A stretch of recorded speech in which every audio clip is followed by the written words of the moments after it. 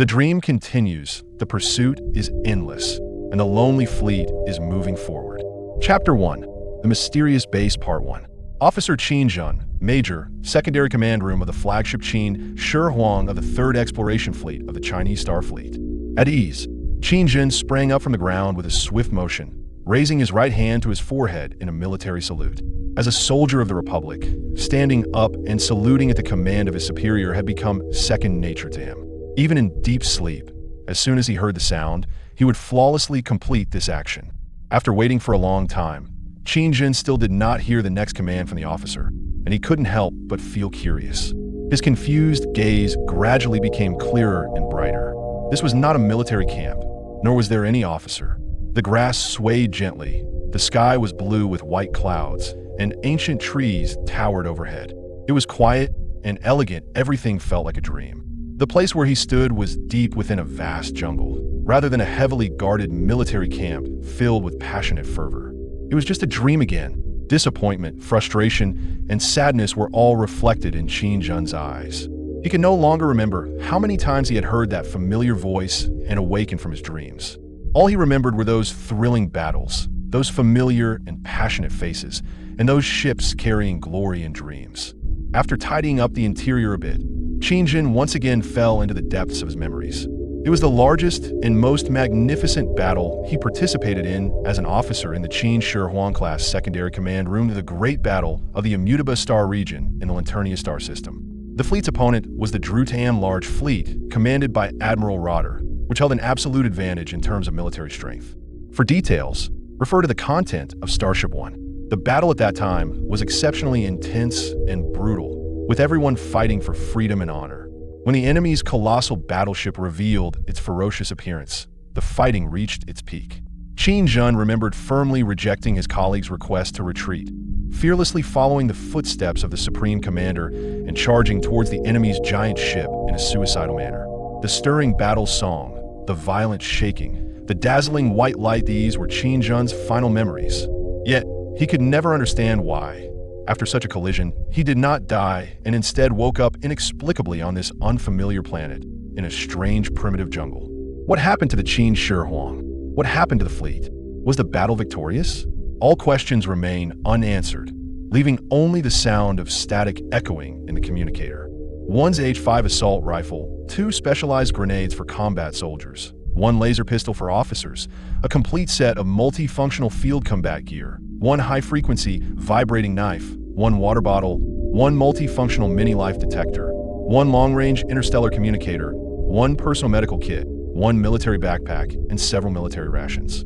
These were the only items Qin Zhen could find after waking up from his coma. On this unknown and unfamiliar planet, he has been here for a full 4 days. Apart from the abundant plants, there are very few living creatures, especially noting the absence of human presence. Hello. This is number ZGQ 1186. Headquarters, please respond.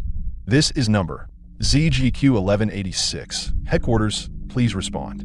Qin Zhen woke up from his thoughts and first opened the communicator to call the flagship. However, each time he was met with disappointment. The communicator could never connect to any channel of the fleet, as if the fleet had never existed at all. Qin Zhen dejectedly put down the communicator, staring blankly at the sky above. Goodbye, Supreme Commander. Goodbye, dear teammates. Goodbye, my beloved battleship. Perhaps we will never meet again, but I will definitely live on strong. The Chinese people never give up.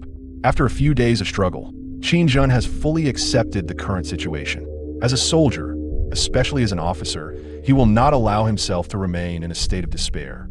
Gathering all his belongings, Qin Zhen slung his backpack over his shoulder and held an assault rifle in his hand, setting off in a determined direction. No matter where this place was, he was determined to find traces of intelligent life, as this was also his hope of returning to the fleet.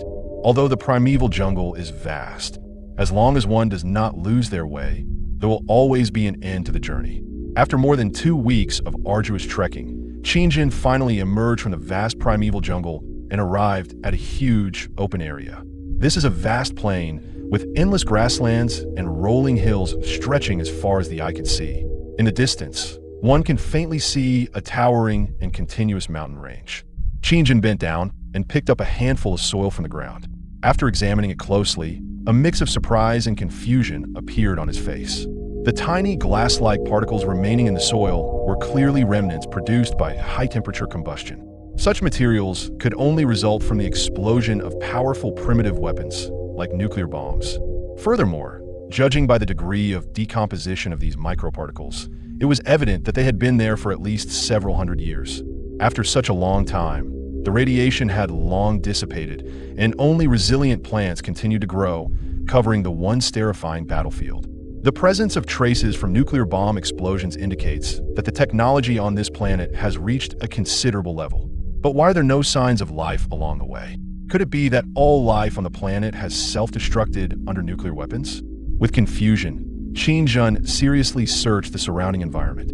Soon, he found more concrete evidence. Those uneven hills were not real mountains at all, but rather the remnants of houses where a wise civilization once lived. After scraping away the thick layer of accumulated soil, what was revealed was the primitive architecture resembling reinforced concrete. Just like the hill he was currently digging into with great effort, the chaotic and collapsed structure inside indicated that this had once been a multi-story residence. It had collapsed into this state only after suffering immense destruction. The more he dug, the more Qin Zhen's confusion became apparent. Among the ruins, he not only found some very familiar everyday items, but also discovered several torn pieces of paper. Due to the passage of time, these pieces of paper had all turned yellow and brittle, crumbling into tiny fragments at the slightest touch. He could only carefully observe them on the spot, trying to make out the already blurred writing. Hard work pays off for those who are diligent. After breaking a few pieces of paper, Qin Zhen finally managed to discern some of the characters. However, this discovery only deepened his confusion, as the writing was clearly in simplified Chinese characters commonly used by Chinese people. Could it be that the life that once inhabited this planet was Earth humans, and specifically Chinese people, then which fleet from their home country that migrated to another planet would be foolish enough to use nuclear weapons, creating endless repercussions and destroying their own homeland? Qin Zhen was baffled and became even more determined to search for traces of life. Even if a nuclear war were to break out, it would not completely annihilate humanity. As long as there are people to find, all doubts will be resolved. The hope of returning to space is no longer a luxury. Just as Qin Zhen was preparing to continue digging for some useful remnants and searching for more evidence, the small life detector he carried with him suddenly emitted a series of alarm sounds. The activation of a life detector indicated only two possibilities. Either a large living organism was moving nearby, or a humanoid creature had been detected. Qin Zhen looked in the direction indicated by the life instrument and saw a small black, hovering in the air over the distant grassland, quickly flying this way. It's an aircraft. Because it was too far away to see clearly, Qin Zhen could tell at a glance that it was a type of small mechanical device used for flying. Out of caution as a soldier, Qin Zhen didn't jump out and shout to attract attention. Instead, he crouched down and used the optical sight of his assault rifle to take a closer look. The Druthan's 6th Battle Quick Patrol Vehicle. In the scope, the familiar aircraft design of the Druthans was clearly visible. Without a second thought, Qin Zhen rolled into the hole he had dug, hurriedly covering the entrance with dirt and grass, leaving only a small opening for breathing and observation. The life detection device's hidden life waveband was activated by him, and the safety of the assault rifle was also disengaged. Qin Zhen's only hope now is that this instrument in his hands can truly do what the officers at the headquarters claimed, that it can explore living organisms while also blocking enemy detection equipment in emergency situations. The 6th Battle Convenient Patrol Vehicle of the Druthan people is commonly referred to as a disc by the soldiers of the 3rd Fleet. This is a simple aircraft designed for 6 ground patrols, allowing the operator to easily control it using a remote control while sitting on top. Its appearance indeed resembles that of a giant disc, capable of accommodating 3 people on it at the same time. The disc has a simple structure and moderate speed. It has always been used as a tool for the Druthan's 6 soldiers to patrol and travel. It does not carry any weapons itself, but has a pointed protrusion at both the front and rear that can extend for impact purposes. Regular combat still relies on the capabilities of the personnel on board. Due to its significant size and lack of any notable protective equipment, regular Druthan soldiers typically abandon riding it and opt for ground movement when actual combat begins. Only those pilots with exceptionally high skill levels dare to bring passengers along for the offensive.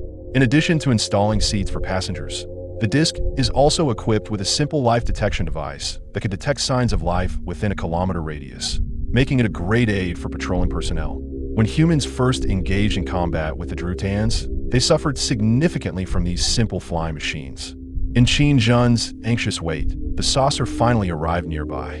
What worried him was that the traces of the excavation he had just done were still visible and would definitely attract the attention of the patrolling personnel above. He was even more concerned about whether his life device could successfully interfere with the other party's detection equipment. If he was discovered, he would only have one path left: to fight. With a buzz buzz buzz and a unique subtle hum of the disk, the patrol spacecraft of the Druthans unsurprisingly hovered above the hill where Qin Zhen was hiding. Chapter 2. The Mysterious Base Part 2. Sergeant, look! There are signs of excavation in several places of the ruins below. The traces are very fresh. It must have happened in the last couple of days. A Druthan soldier, sitting on the disk, pointed to the fresh soil layers left at the ruins that Qin Zhen had just examined. I see it. The sergeant leaned back in his chair, absent-mindedly glancing over and responding casually. Commander, should we go down and check it out? Asked the soldier who noticed the problem, looking at the obviously inactive sergeant and suggesting it. Check. What's there to check? Haven't people already gone through it? There have been plenty of situations like this over the years. Don't be so nervous. The sergeant shook his head impatiently. These post-war ruins were the favorites of treasure hunters. There were always some idle Druthan soldiers looking to dig through various post-war ruins, hoping to find some valuable artifact from alien civilizations to sell. Even he had participated a few times, it was quite normal and nothing to make a fuss about. But it's already so far from the base, who would come all the way here to dig? Commander, shouldn't we go down and search a bit? The soldier continued to insist stubbornly. He, anyone could come and dig. The farther away it is from where we've already dug, the less likely it is to find anything. Don't you understand that? What can we possibly find? Soil, weeds, or scrap metal? Hurry up and finish the patrol. There are still many things to do. Don't be so suspicious. The sergeant impatiently stopped his subordinate from going down. They had already made plans to drink and play cards with Lieutenant Johnny today, and if they delayed any longer, they wouldn't make it back in time. But what if this was dug by humans from Earth? The soldier continued to struggle, feeling that the freshly dug soil was somewhat suspicious, as if there was something dangerous hidden beneath the mound of dirt. Private Barrett. The sergeant was increasingly annoyed by this self-righteous, meddlesome little soldier, and couldn't help but call out with a cold face. Yes. Barrett reflexively stood up immediately and saluted the officer. Is there a response from the life detector on the ship? The sergeant asked, suppressing his anger. No, sir. If not, then what are you babbling about? Don't think that just because you come from a prestigious university, you can point fingers at your superior. Earthlings? Earthlings abandoned this place hundreds of years ago. The remaining ones have long been sent to the mining planets as laborers. By now, they are probably nothing but ashes. Earthlings? Damn Earthlings. Have you lost your mind? This planet, apart from us, is home to nothing but animals. There are no other intelligent beings left. I command the team to continue moving forward. Out. The sergeant scolded the private harshly and gave the order to continue the patrol. As for the meddlesome private, he decided to find an opportunity to transfer him to another department to avoid having him around here, making things difficult and annoying. Barrett cast a reluctant final glance at the suspicious hill before following the group onward. Perhaps it was time to find out what was really going on. As Barrett scanned the surroundings, he pondered to himself. It wasn't until the Druthan's patrol flying saucer left that Qin Zhen, who had been hiding under the dirt mound, finally breathed a sigh of relief. As a commanding officer on a flagship, being familiar with various languages of interstellar civilizations is a necessary skill. The Druthan-souled adversaries of Earth are particularly important in this regard, and every officer and even soldier is required to learn basic Druthan. Qin Zhen had clearly heard the conversation among the patrolling personnel on the flying saucer just now. With second-class soldier named Barrett mentioned coming down to search, he was already prepared for a fight. Fortunately, the patrol commander was a rather irresponsible fellow, which allowed him to escape disaster. This is a planet suitable for human habitation, which once had humans stationed here, but they were forced to abandon it due to the arrival of the Druthans. The time of human evacuation is not less than several hundred years, which can be proven by the words of the other party and the artifacts excavated. It is estimated that a Druthan battalion is stationed on the planet, but the number of personnel and equipment is unknown. They are likely equipped with interstellar spacecraft. All surviving humans have been captured and taken to some mineral planet. And after such a long time, they may have all died, or perhaps a small number of descendants remain. The specific name of the planet is unknown and requires further investigation. The ability to analyze data is crucial for becoming a member of the flagship command room. From the words of the other party, Qin Zhen has only been able to analyze this information for now. What he is most concerned about is where he is and which galaxy he belongs to. He searched through his memories of star regions, but found no colonial planets established by the fleet that matched this environment, which eased his mind. As long as it is not a former colonial planet of the fleet, he cannot accept the fact that the home he worked so hard to build has been occupied by the detestable Druthans. Since there are patrols from the enemy nearby, it indicates that there must be a base in the vicinity. Staying here is undoubtedly unsafe. Qin Zhen decided to leave this highly likely exposed area as soon as possible and return to the jungle, where the dense trees could effectively shield him from the enemy's prying eyes. However, it was still daytime, and he didn't dare to appear in the open plain. He could only wait until nightfall to take action. As a soldier, Qin Zhen had always been very adaptable. After eating a piece of high-energy ration, he leaned against the wall and fell into a deep sleep. His future actions would require ample energy, so he needed to get a good rest and recharge his spirit. A rustling sound from the grass woke Qin Zhen up. He cautiously stared in the direction of the noise and only relaxed his finger from the trigger when he realized it was a small nocturnal animal. Crawling out of the burrow, Qin Zhen oriented himself and then started to feel his way back in the direction he had come from. Just 2 hours after Qin Zhen returned to the jungle, a shadowy figure piloted a disc to hover above the grassland. The figure stopped the aircraft and, aided by the light, carefully inspected every excavated gap until he finally found the place where Qin Zhen had last hidden. Although Qin Zhen had buried the packaging of the high-energy military rations deep in the soil after eating, it was ultimately dug up by the shadowy figure. A beam of moonlight illuminated the figure, who was carefully examining the packaging paper. It was the somewhat simple-looking face of the Druthan soldier who had appeared earlier during the day, Private Ballant. At this moment, Qin Zhen was still unaware that his secret had been uncovered by the enemy. He continued to move in one direction. Since the plains were not a viable option, he decided to choose another path. The planet was so vast that there must be places where the enemy's reach could not extend. Having lost his fleet and home, he urgently needed a hidden location where he could take refuge and establish a new life. It is an abandoned human city. Qin Zhen put down the scope and gazed intently at the ruins in the distance. It was daytime, and the surroundings were quite open, so he didn't dare to reveal himself easily. If a patrol team of Druthans suddenly appeared, it would be troublesome. From the remnants of various building ruins, it can be inferred that ahead lies a small city, at most comparable to a medium-sized town. The buildings in the city have been severely damaged, leaving only a few pitiful fragments of walls that still showcase the splendor of the past.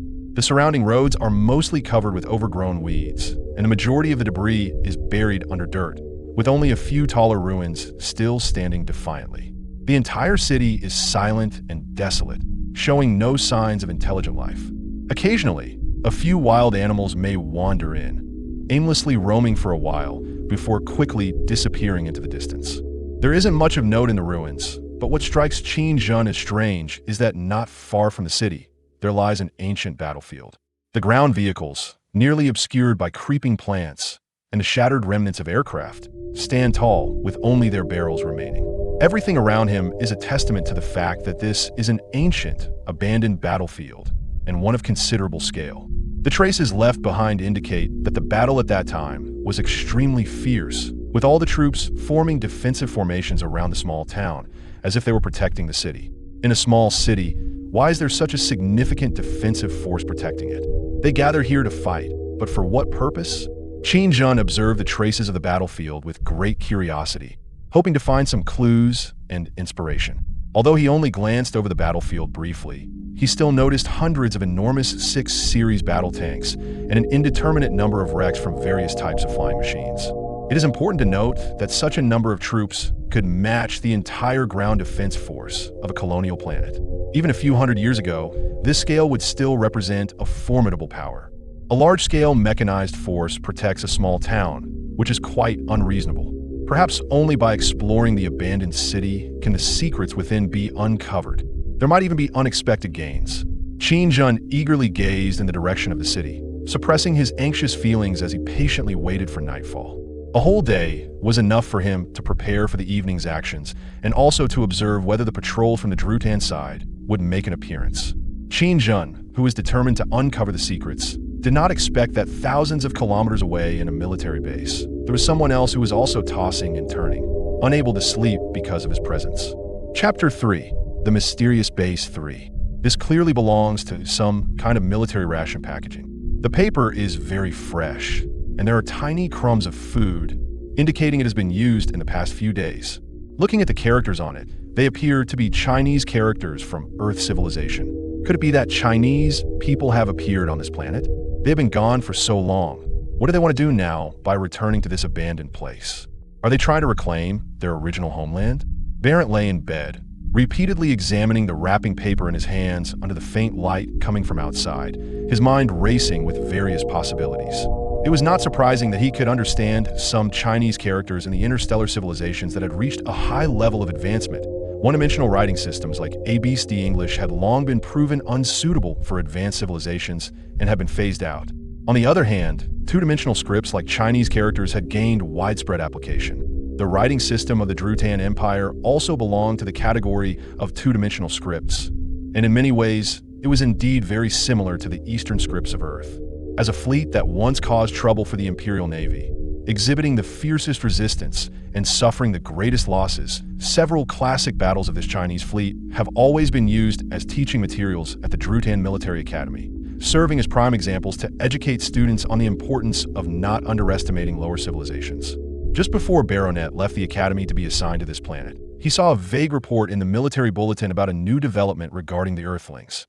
A forward base in a distant star system had been attacked by remnants of Earth forces, suffering heavy losses and being forced to abandon the base and return to the Empire. The protagonist leading the remnants of Earth forces was none other than a fleet commanded by Chinese people. As an amateur researcher with a keen interest in military history and battles, he was eager to see and interact with these Earthlings, especially the Chinese. He wanted to understand what exactly motivated them to dare to fight against a vast and advanced interstellar empire and how they consistently achieved unexpected victories. As members of a lower civilization, their performance was truly astonishing and perplexing. If a Chinese fleet really appears near the planet, and soldiers land on the surface for reconnaissance without us knowing, the situation would be dire. I must report to my superiors as soon as possible. The scene of the base being suddenly attacked, with rivers of blood, flashed through Baronet's mind, instantly leaving him pale with fear. He could no longer lie down. He immediately got up, eager to inform the upper command of the troops about this news. "Soldier, why aren't you sleeping? Get up. Why aren't you lying back down?" The stern whisper echoed in the room. It turned out to be the lieutenant in charge of the night inspection, who happened to be patrolling this area and saw a soldier not following the rules, peacefully sleeping. He immediately walked over. In fact, the entire planet had not experienced any violent incidents for several hundred years, and there were no enemies in the surrounding star systems. Every batch of Druthan troops stationed here treated this place as a temporary retreat. Their behavior was relatively lax, and their compliance with military regulations was limited. Usually, the platoon leader might turn a blind eye to the violations of his subordinate soldiers, pretending not to see them. However, things are different these days, as a new top commander has arrived at the base. He is extremely dissatisfied with the lax behavior of the troops and has already punished several mid-level officers for their failure to enforce discipline, which led to violations of regulations. The private guards brought by the highest commander temporarily took over the duties of the military police, constantly patrolling various military camps. He didn't want to end up being caught by the military police headquarters and suffer punishment because of a misbehaving soldier. "Sir, I am Private Barant. I have important military intelligence that needs to be reported to you."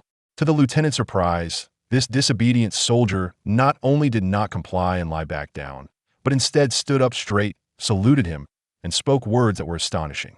"Important military intelligence?" The lieutenant looked at the young soldier in front of him with great astonishment, his eyes filled with skepticism. This planet had remained peaceful and tranquil ever since the expulsion of all the indigenous people. There had been no unexpected incidents. Now, a low-ranking soldier was reporting a major event. How could he not feel surprised and doubtful? "Yes, sir, it's very important intelligence." Seeing the commander's skeptical gaze, Barrett quickly emphasized his tone. All right, follow me. Let's talk in the office. The lieutenant didn't want to inquire about the intelligence here.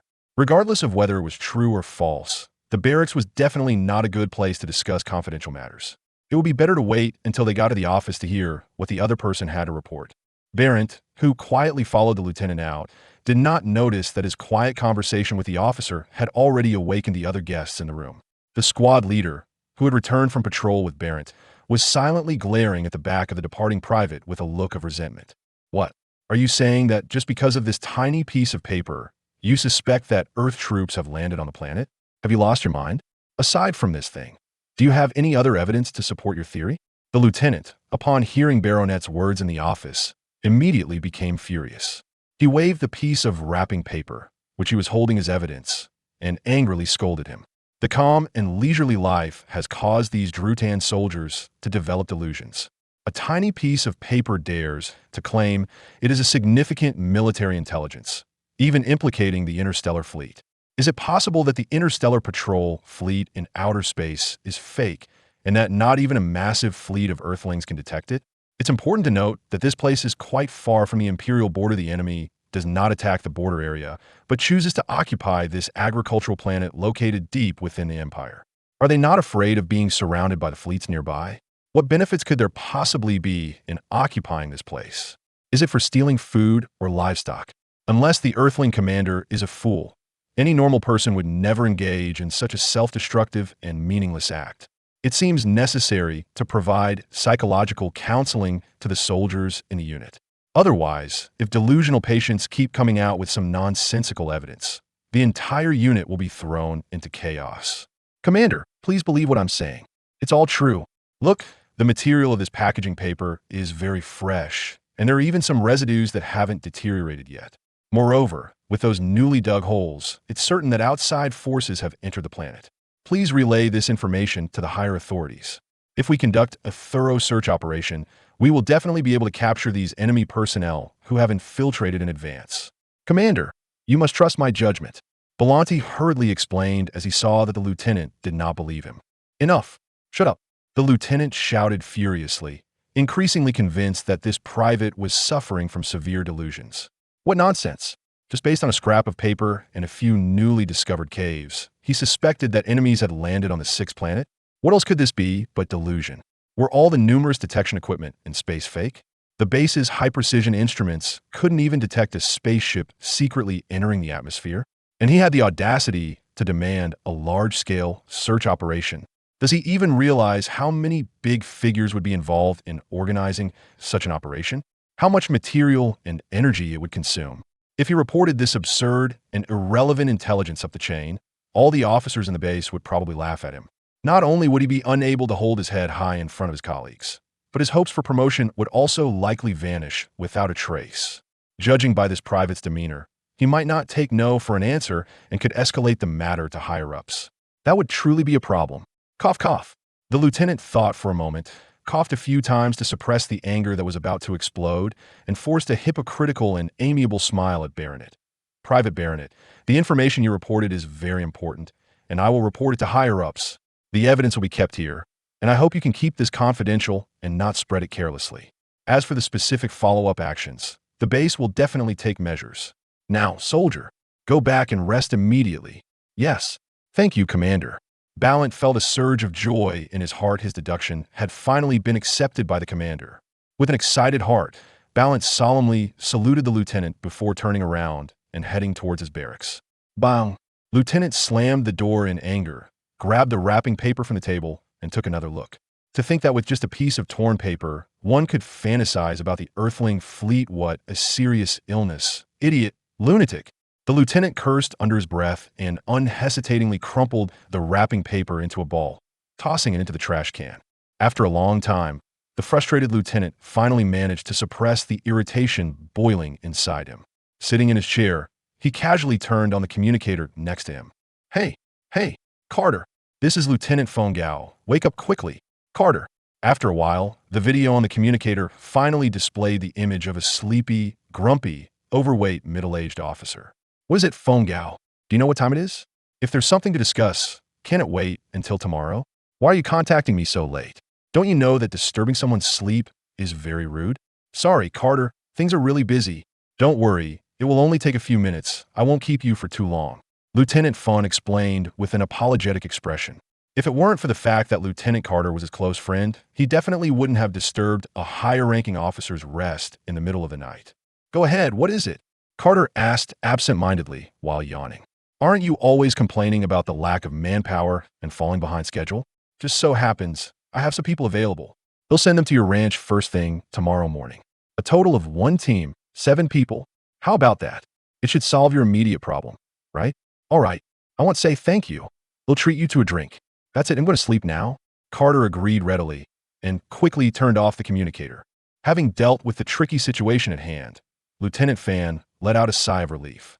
By transferring the soldiers suffering from delusions to the ranch, he not only shed a burden to avoid alarming the higher-ups, but also purified the ranks to prevent more soldiers from being affected. The military ranch was far from the base, and Carter was a guy who didn't like to get involved in others' business. Even if these delusional soldiers were ill, they wouldn't cause any trouble, let alone disturb the higher authorities. Chapter 4. The Mysterious Base Part 4. The recent updates are estimated to be 1 or 2 chapters per day. This is partly because I have been busy with work after the holiday, with too many things to handle and less time for collaboration. Additionally, my mind is still a bit chaotic, and I haven't completely freed myself from the previous thought process. So I want to let everyone know, thank you for your support. The entire day passed without a single patrol from the Druthan faction arriving here. It seems that this area is likely a remote zone that the enemy has overlooked and does not consider important, as even the patrol routes have not been arranged to include it. After carefully holding out in the dense forest for a whole day, Qin Zhen was finally able to confirm that the dilapidated little town before him should be safe. Out of caution, he still chose to approach the target quietly under the cover of night. The ruins of the small town under the night light are silent and desolate, with broken eaves and crumbling walls everywhere, and the remnants of dilapidated and decaying buildings. From the remnants of collapsed houses and the many worn-out, tattered signs, one can imagine that this small town was once a bustling and prosperous city. Unfortunately, war and time have destroyed most of it, leaving only a few tilted skyscraper remnants that still stubbornly stand. The roads in the city are mostly covered by dirt and overgrown with weeds. Many places have puddles of sewage and muddy pits, large and small. As a soldier, Qin Zhen immediately recognized that these muddy pits were the marks left by artillery explosions. The numerous mud pits scattered throughout the city indicate how intense the battles were back in the day, to the extent that time cannot fully erase these wounds. Although this ruin can no longer reveal anything good due to the ravages of time, Qin Zhen still found some clues from the remaining traces. Judging from the signs of battle, the main battlefield back then was on the outskirts of the small town, which later moved into the city. The fighting between both sides was extraordinarily fierce, to the point that not a single intact building could be preserved.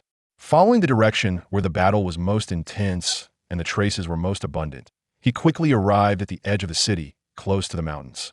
All the way here, he has been very attentive to the changes in his surroundings. Whenever there is any movement, he immediately stops progressing until he confirms there is no threat before continuing. In the darkness of night, apart from a few stray wild dogs that were scared away, Qin Zhen has not encountered any creatures that pose a significant threat to him. This has been something he has never been able to understand since he woke up. Logically, since there are Druthan forces stationed on this planet, it should be a resource-rich world. How could there be so few animals?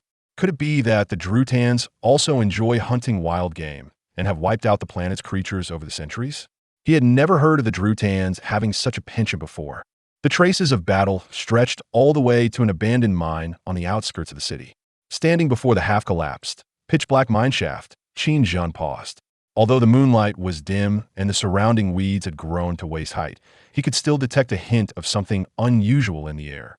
In the clearing in front of the mine shaft, half-buried skeletons lay scattered in the mud. Only the bones of such resilient creatures could withstand the passage of time without weathering, remaining intact. After clearing away some weeds and mud, Qin Zhen even discovered quite a few remnants of firearms. These all belonged to outdated weapons from before the interstellar era, mostly consisting of old thermal equipment, and no advanced weaponry was found. This means that among the combatants here, there are no members of the high-tech civilization of the Druthans. They are all indigenous humans from this planet. Of course, it is also possible that after the battle, The Druthan military recovered all their corpses and equipment, which is why nothing was found. An inconspicuous mine. How could it attract so many people's competition? Qin Zhen couldn't help but feel a strong interest in the mine shaft ahead.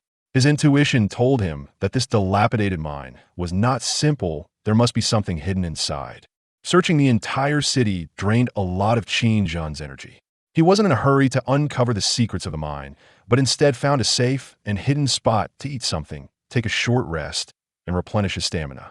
The faint buzzing sound of beep beep beep woke Qin Zhen from his half-asleep state. The time displayed on his helmet showed it was around 4 o'clock in the early morning of the next day, and the sky was already beginning to brighten. After checking his gear once more and finding no issues, he walked into the mine without hesitation. The collapsed rocks at the entrance of the mine blocked most of the road, leaving only a small gap for people to enter.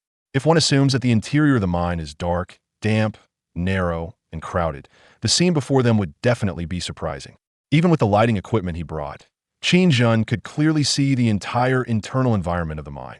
This place is quite different from a typical mine. The passage is very wide, and if the entrance is not blocked by rocks, it can accommodate at least 2 heavy vehicles driving side by side. The road slopes slightly and goes straight down very deep. Even the high-powered lights above can't illuminate it clearly. The air inside the cave is relatively smooth, without a feeling of suffocation, but there is a damp smell mixed with a hint of rot that makes one feel somewhat uncomfortable. These minor issues are nothing to Qin Zhen. The military helmet he is wearing is fully equipped and can filter out any harmful substances, including gases. Although hundreds of years have passed, the pillars supporting the mine still faithfully fulfill their mission, mostly standing intact. Qin Zhen specifically found a pillar to examine, and when he knocked on it, a crisp metallic sound echoed, indicating that these pillars were not made of wood, but of metal. On the road, without exception, there lie numerous skeletal remains. They are much luckier than their companions outside, as many still retain their intact skeletons. The clothes on the bones have long since rotted away, making it impossible to discern their original appearance, but some unique insignias and star badges can still be seen. Along with the decaying remnants of firearms scattered around, it is evident that those who died here were all soldiers. What Qin Zhen was most concerned about was the appearance of these skeletons. He specifically selected a few relatively intact skeletons and carefully compared and studied them. Finally, he was relieved. These deceased remains were no different from those of Earth, humans. They clearly belonged to normal humans. Although they were all dead, Qin Zhen was still very happy, as he had found the most compelling evidence that his kind had once existed. The mine was deep, and Qin Zhen cautiously explored ahead, keeping his H-5 assault rifle in a state of readiness for immediate action. Although he hadn't encountered any dangers along the way, staying alert was still very necessary. No one knew what might be lurking deep within the mine, so it was best to proceed with caution. He also activated the life detector, but the surrounding metal or severely interfered with the signal transmission, causing the image to shake violently and rendering it largely ineffective. This mine should be a hidden underground base. The more Qin Zhen searched, the more he was convinced of his judgment. In addition to the spacious roads, he also discovered more than a dozen side paths branching off, where the ends were not excavation sites, but well-constructed warehouses. However, the items stored inside were unrecognizable, all rotting beyond recognition and losing their original appearance. The further you walk inside, the more densely packed the corpses lying on the ground become. Many of the metal support pillars that held up the ceiling have also been blown apart and are now leaning on the ground. The walls and the road are riddled with obvious bullet holes and craters. Some areas are completely blackened, marked by the scars left from intense heat and burning. What is hidden here that drives these people to attack recklessly? Just after Qin Zhen turned a corner, he was startled by the sight of countless bones piled up like a small mountain in front of him, which only heightened his curiosity about this mysterious mine. Be careful to navigate around the mound made of piled-up bones, revealing a black metal gate in front of Qin Zhen. In front of the gate, several bunkers are arranged in a haphazard manner, with dozens of ancient heavy firearms set up on top of them. It is these deadly weapons that have kept all intruders outside the gate. However, their operators are now lying quietly beside them. A gentle breeze blows, lifting the tattered cloth scraps and revealing the white bones beneath. Qin Zhen is a soldier and has participated in several large-scale battles. He can imagine the kind of counterattack that awaited the invaders when they arrived here. The metal rain from those old heavy machine guns was fierce and brutal. No one could survive such a bloody assault. Unless they were human. Crossing over the bunker, he arrived at the front gate. This gate was made entirely of metal, sturdy and solid, and its thickness was estimated to be quite sufficient. Qin Zhen privately pondered for a moment. Even if he used his current weapons to cut through it, it would likely take a considerable amount of time to breach. Fortunately, he didn't have to worry about how to carry out this major project, as he discovered an old-fashioned automatic opening device at the edge of the metal gate. It should be a very old fingerprint and password activation device. I wonder if it can still be used after all this time. Is there still internal power? Qin Zhen murmured as he looked at the activated device. He wasn't worried about the device's verification system. The microcomputer system that came with his field military uniform could easily handle such an ancient security measure. The only thing that concerned him was whether the power support system could still be activated. After all those years, it would be quite natural for the internal energy to be depleted. Qin Zhen opened the machine box beneath the activation device and directly plugged the system connection line from his combat suit into it. He didn't need to input anything on the panel, he just had to hack into the system settings inside. At the same time, a faint current flowed in from another port, connecting to the internal circuitry. He hoped that with this energy, he could activate the energy system within. The connections were not as smooth as he had imagined, and some of the lines had aged and deteriorated.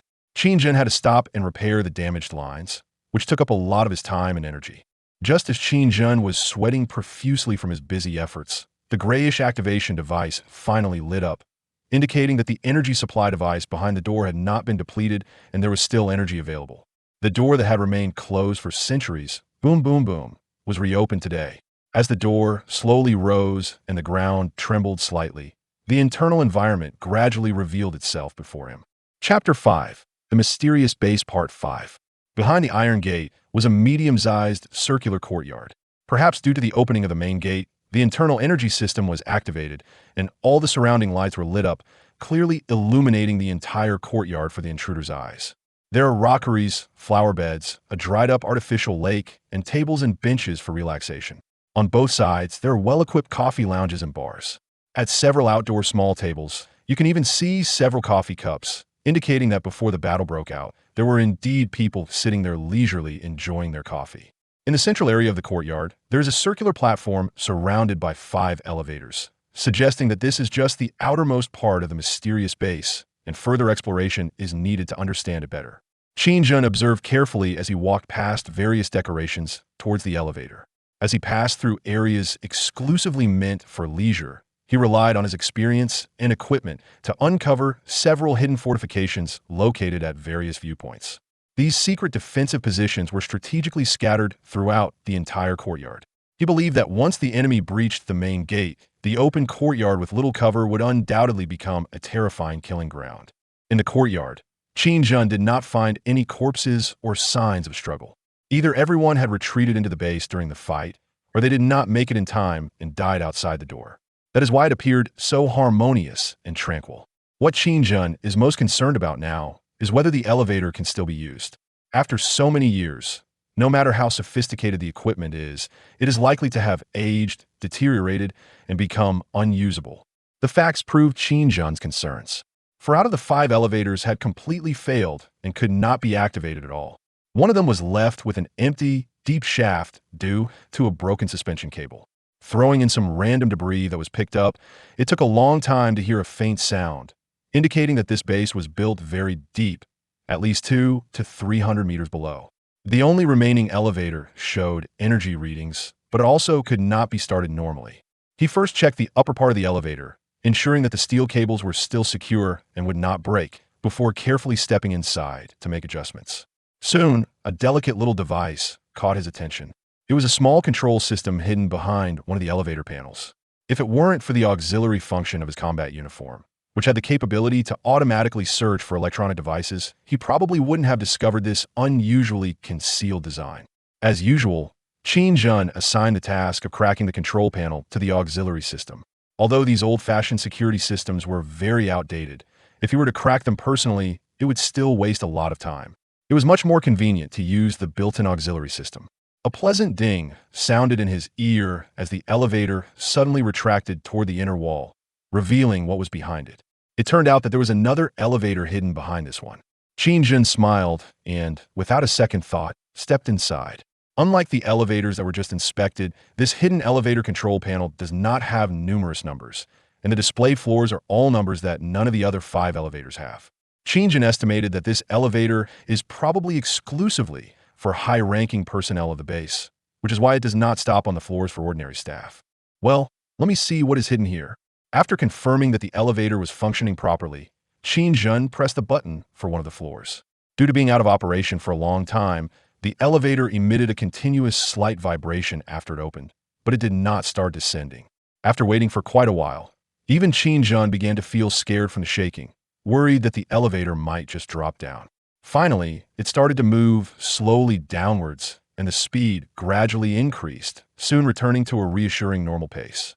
Qin Zhen did not feel the slightest excitement. Because the elevator had not malfunctioned, he remained furrowed in thought. The sound of the elevator grinding against the tracks was simply too jarring, and even with the helmet's sound isolation system activated, he could not escape the onslaught of noise. Fortunately, this inhuman torment did not last long, and the elevator soon reached its destination.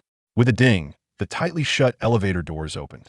Holding an assault rifle, Qin Zhen carefully leaned out halfway, but his expression changed suddenly.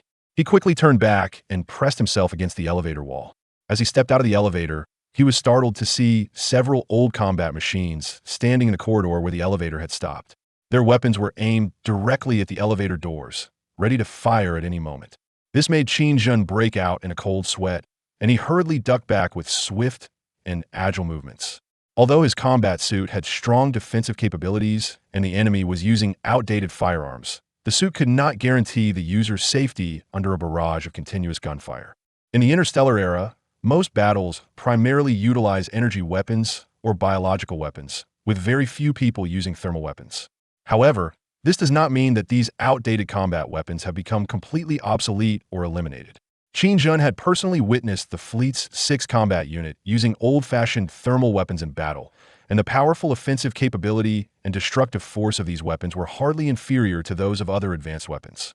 In fact, in localized areas, they could be even more ferocious and bloody. What puzzled Qin Zhen was that he had been hiding inside the elevator for quite some time, yet the opponent had not attacked him at all. This was inconsistent with the combat system and his own judgment, as he was certain that the mechanical combat units outside regarded him as an enemy and wanted to eliminate him. A hand grenade rolled out from a corner of the passage that was not visible and instantly exploded among the mechanical combat units. A dull boom and a sudden thick cloud of smoke erupted, quickly swirling through the passage and filling it with choking, blinding dust. Mechanical parts blown apart by the grenade scattered in all directions, crashing against the surrounding walls and the elevator doors, producing a clanging sound. After several cautious attempts without being attacked, Qin Zhen took advantage of the smoke for cover and quickly darted out of the elevator. After Qin Zhen cautiously approached the mechanical combat unit, he suddenly realized that these mechanical combat units had long since completely lost their energy and were incapable of moving or attacking. It was a pity that he had gone through such a complicated operation, only to find that it was all in vain and a waste of effort. In fact, Qin Zhen was unaware that as soon as he stepped into the internal elevator, he had already attracted special attention from the base. Successfully entering the internal elevator does not mean that one can freely go anywhere upon entering the elevator. There are several other related certifications that need to be confirmed. If the person has not completed all the certification steps, the system will regard them as an intruder, and no matter which floor they press, they will ultimately arrive at this heavily guarded area. When the doors open, it signals the beginning of indiscriminate attacks by the guards. This unique defensive measure has caused countless self-important agents and spies to meet their demise on the spot, unable to close their eyes in peace. The only fortunate thing is that Qin Zhen arrived much later than those invading predecessors. After hundreds of years, the energy in the mechanical guards had long since been depleted. Otherwise, the moment the gate opened, he would have been bombarded by a hail of bullets. Even hiding in the elevator wouldn't be safe, as the automatic attack system inside the elevator would activate the moment the attack began, targeting any hidden enemies. Unfortunately, time is the greatest killer. These terrifying traps cannot withstand the erosion of time and have long lost their effectiveness. Qin Zhen learned about this after thoroughly understanding the internal defense measures of the base. Besides exclaiming his luck, he could only sincerely admire the ingenious design of the base's creators. The corridor outside the elevator only fully came into Qin Zhen's view after he confirmed that it was safe. This short stretch of 100 meters was lined with no less than 50 automated combat machines of various sizes and shapes. Even if an intruder managed to evade the attacks from the front and eliminate those machines, they would still not escape the large number of combat machines stationed at the back. Without the threat to his life, Qin Zhen began to observe these mechanical combat units. Compared to the robots possessed by the fleet, these combat units are undoubtedly quite rudimentary and outdated in terms of assembly, manufacturing, joint control, and other aspects.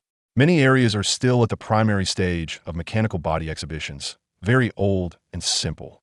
The forms of mechanical bodies are mostly represented as 8-legged spiders or tracked artillery, with very few purely humanoid machines. This aligns with the direction of future mechanical exhibitions. In fact, it has been proven that humanoid robots, apart from service roles, do not have an advantage in combat. Instead, machines of other forms are more capable of maneuvering freely and demonstrating combat effectiveness on various complex battlefields. It's quite interesting this place is completely a battle zone, not at all like a base. Qin Zhen followed the road and wandered around the base for quite a while, but he noticed something was off. All the passageways here were guarded by mechanical combat units or automated defense weapons, and he couldn't see a single storage room or workshop. He had also pressed other buttons in the elevator, but without exception, when the doors reopened, what lay before him was still the same place. After repeated attempts, he finally realized that there must be an issue with his confirmation process, something he had overlooked, which was why the elevator kept bringing him back here. Having found the key to the problem, Qin Zhen finally discovered the true key to entering the base. Although the confirmation process was very complex, it was still cracked one by one under the auxiliary system that Qin Zhen carried, which was many levels higher.